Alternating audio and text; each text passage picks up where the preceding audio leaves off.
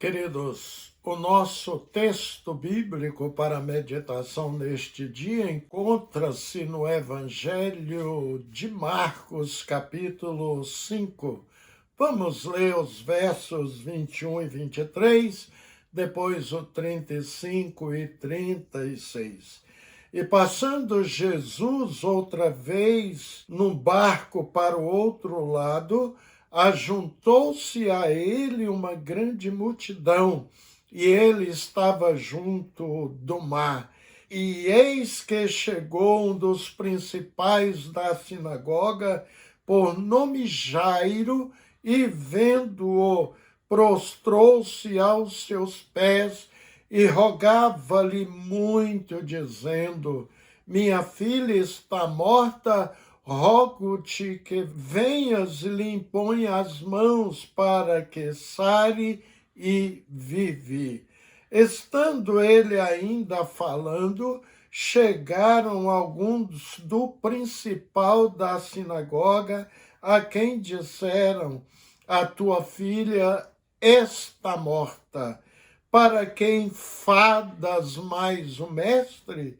E Jesus, tendo ouvido estas palavras, disse ao principal da sinagoga: Não temas, crê somente. Queridos, o cidadão Jairo era chefe de uma sinagoga que ficava bem próximo à margem ocidental do Mar da Galileia. E os evangelistas Marcos e Lucas dizem que Jairo era um dos principais da sinagoga. E sinagoga, basicamente, era uma assembleia de judeus que se reunia para orar e se dedicar à leitura e exposição das Escrituras Sagradas. Portanto, Jairo, como líder da sinagoga, pesava sobre ele uma responsabilidade de grande relevância, tanto na área administrativa quanto religiosa entre o seu povo. Creio que todos nós já passamos pela experiência não tão dramática, como a que Jairo passou, mas também já recebemos palavras desanimadoras, notícias terríveis, desagradáveis e até mesmo prejudiciais. Aquele chefe religioso ouviu das pessoas também oriundas da sinagoga uma palavra do tipo: Olha, Jairo, acabou, esqueça, não tem mais nenhuma chance de ver a sua filha viva. Não há mais como mudar essa realidade, Jairo. Tua filha já morreu. Porque você ainda incomodas o mestre? Imagino, queridos, a angústia que tomou de conta desse pai de uma menina pré-adolescente. Diz a Bíblia que tinha 12 anos, e diz o texto sagrado que Jairo, de joelhos, suplicou a Jesus: Minha filha está morta. Vem, impõe as mãos sobre elas para que seja salva e viverá. Que ele sabia que a filha já estava morta, mas cria que Jesus podia trazê-la de volta, uma vez que ele é o autor e sustentador da vida. E de Jesus ele ouviu, queridos, estas palavras que tranquilizaram a sua alma: Não temas, crê somente. Humanamente falando, a morte naquela época era encarada como algo que não podia se reverter, especialmente com uma medicina extremamente precária e a inexistência de remédio eficazes como possuímos hoje. Imagina, queridos, o que se tinha 2000 anos atrás que poderia trazer de volta uma menina que falecera. As pessoas que avisaram o chefe da sinagoga olharam para a razão, para a realidade em que aquela sociedade vivia. Não tem mais jeito, ela morreu. Fazer o que agora? Ora, irmãos, até a questão de uma hemorragia fazia com que uma pessoa perdesse todo o seu patrimônio, né, e padecesse com esta enfermidade para sempre. Nós conhecemos a experiência gloriosa daquela mulher hemorrágica que padecia 18 anos com uma enfermidade. Mateus e Lucas nos contam essa história. Depois você pode ver em Mateus 9, do 20 ao 22, e Lucas 8, do 43 ao 48. Até nos palácios, nas casas dos ricos e poderosos naquela época, quando alguém sofria um gravíssimo acidente e era acometido de doença grave, tudo que vinha na mente e nos lábios era a expressão: não tem mais jeito, acabou. Mas a história, queridos, deste homem iria acabar muito bem. Jesus não se importou com a notícia que deram a Jairo. Simplesmente o Salvador do mundo pediu para que Jairo não temesse, mas apenas cresce e mantivesse seus olhos firmes nele. Jesus tinha a solução. Como aqueles mensageiros que foram a Jairo levando a mensagem de desestímulo, de derrota, acabou, não tem mais jeito. Isso até soava como uma frase bem carnal e digo até mesmo diabólica. E esse membro da sinagoga ainda chegou ao absurdo de dizer a Jairo: porque você incomodas o mestre, incomoda Jesus, no lugar de dizer: olha, Jairo, Jesus já curou tantos enfermos, já libertou tantas pessoas opressas por Satanás, ele também poderá dar vida à sua filha. Aproveita essa oportunidade, uma vez que você está diante de Jesus Cristo. Não, querido, ele disse: não incomodas mais o mestre, a sua filha está morta. O diabo usa seus emissários para nos atrapalharem. Usa até mesmo pessoas que se dizem cristãos. Queridos, gostaria de compartilhar uma experiência particular com vocês. Antes de ingressar no seminário para estudar a palavra de Deus, me preparar melhor em Belo Horizonte, no STEB, olha, eu recebi de um pregador muito importante, meses antes, uma palavra assim: olha, jovem, você não precisa entrar num seminário para servir a Deus. Esse negócio de teologia é coisa do diabo. Eu posso indicar para você excelentes livros e você vai poder servir o Senhor. Ora, queridos, como foi importante na minha vida os estudos acadêmicos, teológicos. Tive o grande prazer de ter pastores, missionárias que hoje já estão com Jesus Cristo, como o pastor Enéas Tonini, pastor Rosivaldo de Araújo, pastor Aquiles Barbosa Júnior, a irmã Marian Johnson, entre outros abençoados mulheres que ainda permanecem vivos também, contribuíram muito para o meu progresso, para o meu ministério.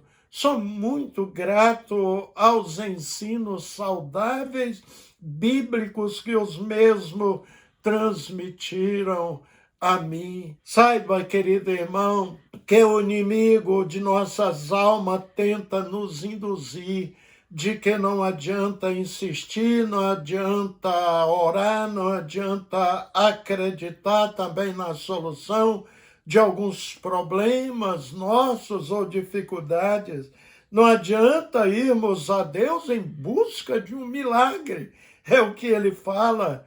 Fique atento, portanto, a essas vozes negativas que tentam implantar em sua mente que é perda de tempo depender ou buscar o favor divino. Jairo não deixou se levar, pelo contrário, ele ajoelhou e fez o seu pedido. E Jesus ignorou o fato de que a menina estava morta, porque a morte não podia fazê-lo parar. Apesar de Jairo receber um relatório bem pessimista, notícias de morte, Jesus estimulou a fé de Jairo. Não temas, crê somente.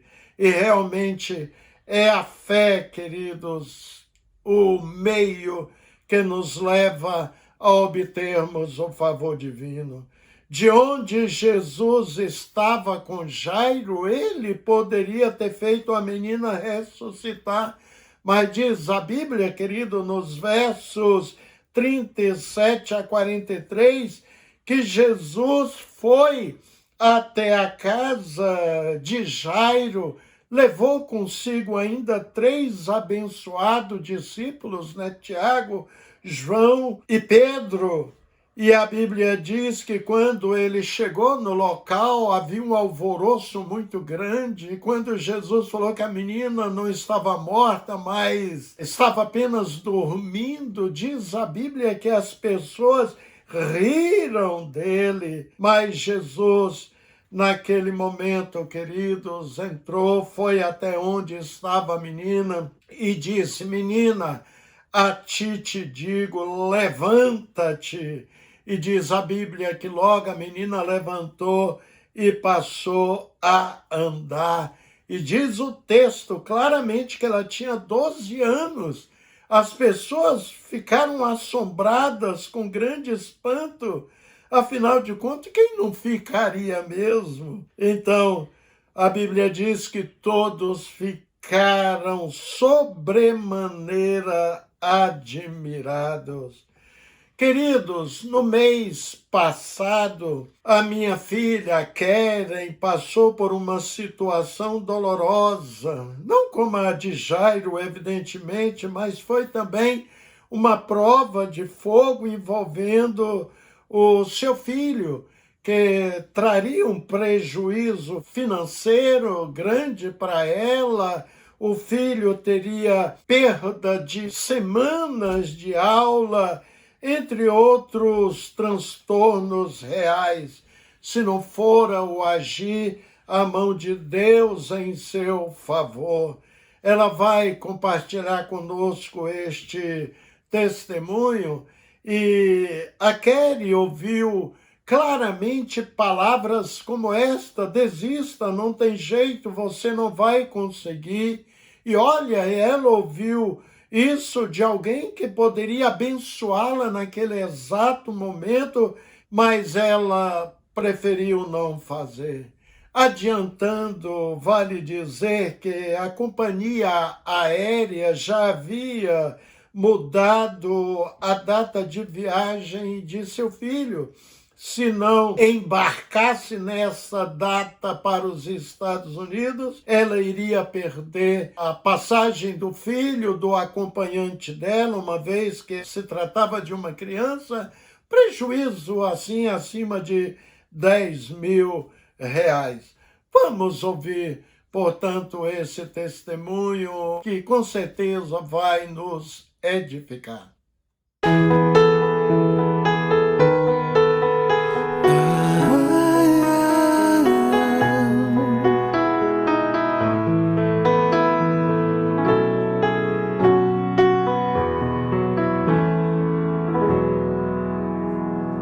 Tu és soberano sobre a terra, sobre os céus. Tu és Senhor absoluto.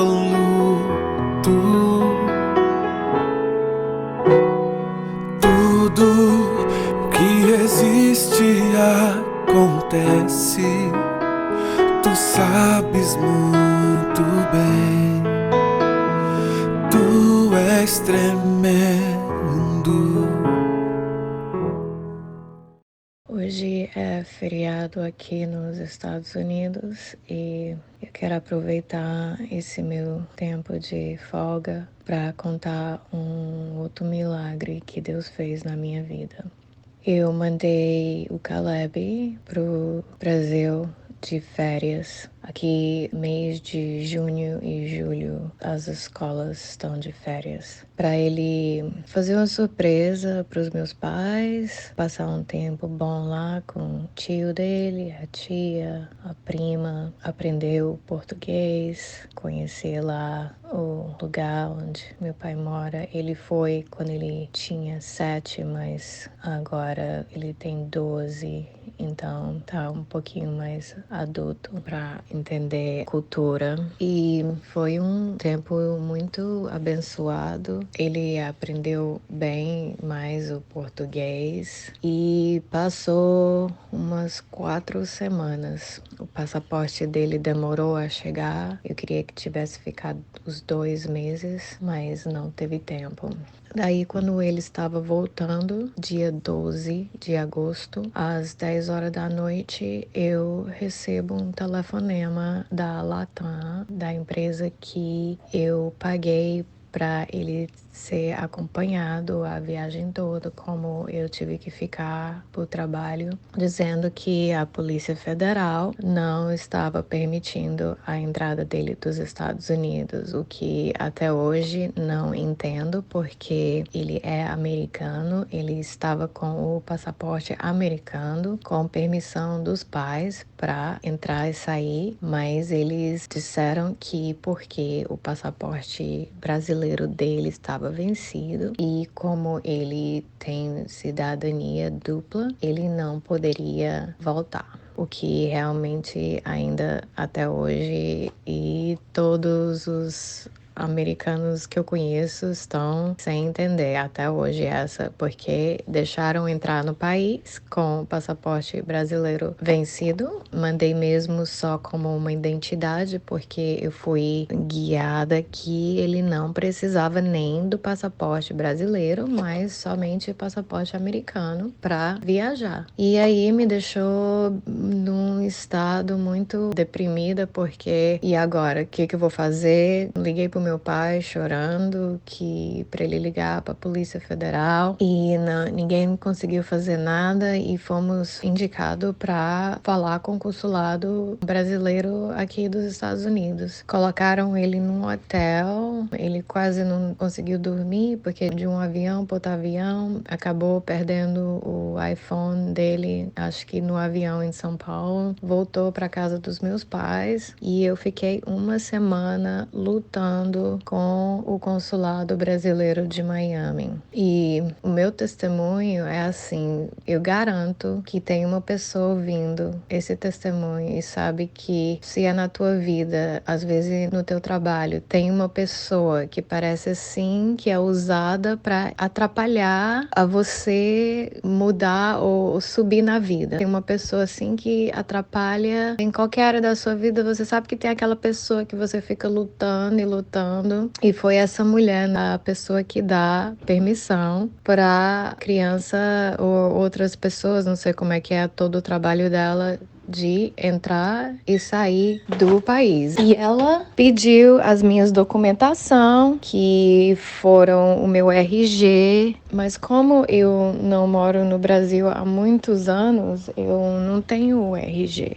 Então eu pedi a minha cunhada, como ela é boa de computador, para fazer uma documentação que ela fez com a Polícia Civil que mostra que eu sou quem eu sou e que não tenho mais o meu RG. E o meu passaporte brasileiro estava vencido e desde o ano passado eu tenho tentado tirar, como mesmo só a identificação brasileira, porque como cidadã americana também eu tenho passaporte americano para entrar e sair no país também, se precisar. E eles aceitaram as minhas documentação para tirarem o meu passaporte brasileiro, mas ela falou que se meu passaporte não tivesse imprimido na mão dela, ela não me daria. E que o documento com a Polícia Civil também não era válido. Daí ela me pediu para fazer uma documentação que chama apostille e eu tinha feito o ano passado, mas ela também negou, dizendo que estava de validade de 1 ano. Eu ligo para o lugar que faz esse apostille em Tallahassee, nos Estados Unidos, e eles falaram que esse documento não é um documento que perde validade. Uma vez que foi feito, é um certificado que você pode usar assim para muitos anos. E mesmo assim, ela negou. A Polícia Federal pediu para eles mandarem uma digital dizendo que eu sou quem eu sou, como eu já tinha mostrado vários tipos de documento para ela e ela negando um atrás do outro. E mesmo assim, falou que não mandaria nada digital para a polícia, mesmo a polícia dizendo que aceitaria. Então foi a semana toda eu correndo para um lado, para o outro, tentando documento aqui, tentando documento ali, e tudo que eu fazia parece que assim que não importava, porque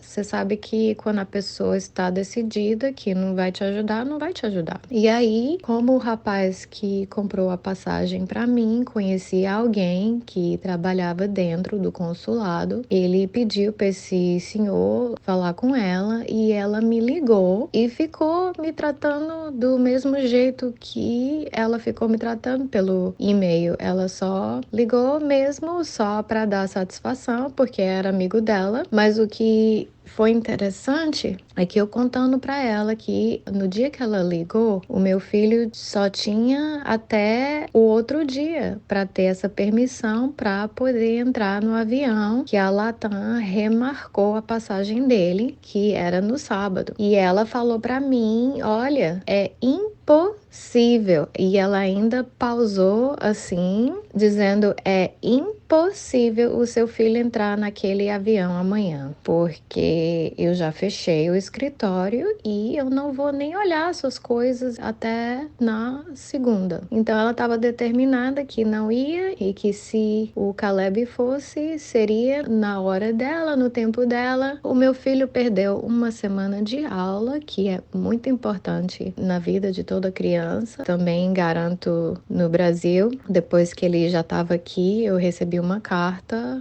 da diretora da escola dele dizendo que eu estava atrasando a vida, o futuro do meu filho na escola. E eu, lógico que eu liguei, expliquei o que aconteceu, já tinha ligado várias vezes também, falado com outras pessoas que trabalham lá explicando a situação. Quando foi na sexta que ela falou isso, eu ainda assim chorando a semana toda, e nesse dia para ela ainda falou assim, nossa, você tá chorando? Como se eu não tivesse nenhum motivo para chorar. E eu também, nesse tempo todo, o pior é que eu não tinha contado para a família do Caleb, porque por muitos anos eles tinham medo que o Caleb viajasse fora do país, com medo de eu mudar e nunca mais verem o Caleb. E agora que eu convenci do Caleb viajar, que era uma coisa boa para ele conhecer a família, conhecer a cultura, aprender a língua, e se eu tivesse contado para eles que isso aconteceu, eles garanto que nunca mais ficaria do meu lado e poderia até fazerem problema para o Caleb viajar novamente. Então eu estava numa situação muito ruim entre a escola e entre a família dele, e eu tive que ficar só na oração. Na sexta-feira, minha mãe até falou, eu vou fazer um jejum nesse sentido para Deus permitir isso, porque a mulher já tinha determinado que não, realmente ele não entraria naquele avião. E Deus guiou a minha família para ir num juiz de menores para conseguir a permissão, e ela pediu o documento que mostra que o Caleb vai para a escola, que mora aqui com a mãe, e essa juíza deu a permissão para o Caleb entrar naquele avião. Então,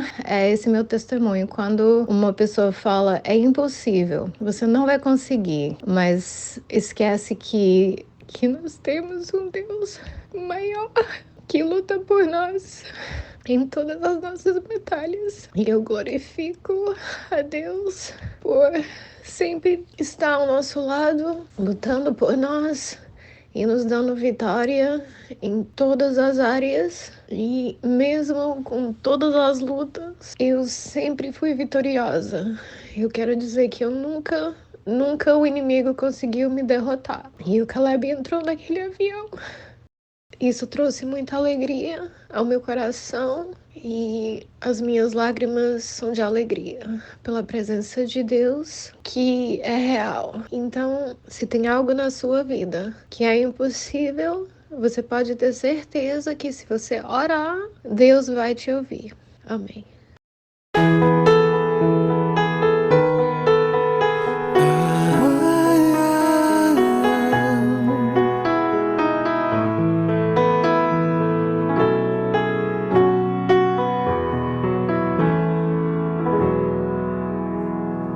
Tu és soberano sobre a terra, sobre os céus. Tu és Senhor absoluto.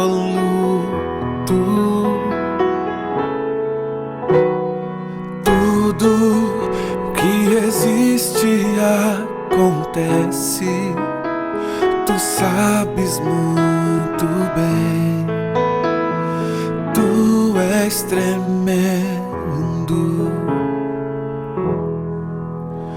e apesar dessa glória que tens, tu te importas comigo também, e esse amor tão grande eleva-me, amarra-me a ti. Tu és tremendo. Querido, talvez você também tenha ouvido palavras que têm prejudicado a sua ascensão, a sua vitória, as suas conquistas e até mesmo atrapalhado a sua vida. Na Bíblia, vemos o exemplo clássico de José. José, em sua simplicidade, ele gostava de compartilhar com seus irmãos os seus sonhos. Ele dormia e Deus falava com ele, mostrava sonhos reveladores, que ele seria uma pessoa importante, teria um futuro glorioso, e seus irmãos, movidos de inveja, começaram a trabalhar contra aquilo que já havia sido determinado por Deus. Primeiro sugeriram matá-lo, mas um dos irmãos interviu e aconselhou jogá-lo num buraco fundo para que morresse de inanição, e assim o fizeram. Depois, outro irmão teve a ideia de vendê-lo para um grupo de beduínos ismaelitas que estava se dirigindo para o Egito. Tiraram-no do buraco e o venderam por 20 moedas de prata. Possivelmente, queridos, José foi revendido pelo dobro ou triplo como escravo para Potifar, que era oficial do faraó e capitão da guarda. Todos nós conhecemos esta belíssima história de José contada dos capítulos 37 ao 50 de Gênesis, Deus fez seus sonhos tornarem realidade e ele se tornou, querido, a segunda pessoa mais importante do Egito, abaixo apenas de Faraó. Não adiantou seus irmãos trabalharem contra. É como disse o profeta, operando Deus, quem impedirá? Assim disse o profeta Isaías. Vamos ler o versículo completo. Ainda antes que houvesse dia, eu sou quem possa livrar alguém das minhas mãos, agindo eu, quem impedirá? Isaías 43:13. E José ainda testemunhou a seus irmãos que temiam uma represária depois da morte de Jacó, com estas palavras: peço-lhes que perdoe os erros e pecados de seus irmãos que o trataram com tanta maldade. Agora, pois, perdoa os pecados do servo do Deus de teu pai. Quando recebeu o recado, José chorou. Depois vieram seus irmãos, prostraram-se diante dele e disseram: aqui estamos, somos teus escravos. José, porém, lhes disse: não tenha medo, estarei eu no lugar de Deus? Vocês planejaram mal contra mim, mas Deus o tornou em bem para que hoje fosse preservada a vida de muitos. Por isso, não tenha medo, eu sustentarei vocês e seus filhos. E assim os tranquilizou e lhes falou amavelmente. É o que eu li em Gênesis 50, 17 e 21. Lembra, querido, operando Deus, quem impedirá? Para você que crê em Deus, serve a Jesus Cristo como Senhor e Salvador, ele tem a mesma palavra que disse para Jairo: não temas, crê somente. Saiba que Jesus Cristo é a nossa única esperança. Ele jamais nos abandonará. Crê nisso? Amém? Oremos ao nosso Deus. Obrigado, Senhor. Tu tens sempre a solução, a bênção que precisamos. Quando nos encontramos angustiados, aflitos, o Senhor nos consola também dizendo: não temas, crê somente. Tu és nosso ajudador, Senhor, e Salvador das nossas vidas, a nossa gratidão. Pai querido, abençoa esses lares que assistem este programa com a tua benevolência, amor leal, a tua bendita graça. Em nome de Jesus Cristo. Amém. Queridos, fiquem na graça e na paz do Salvador Jesus Cristo.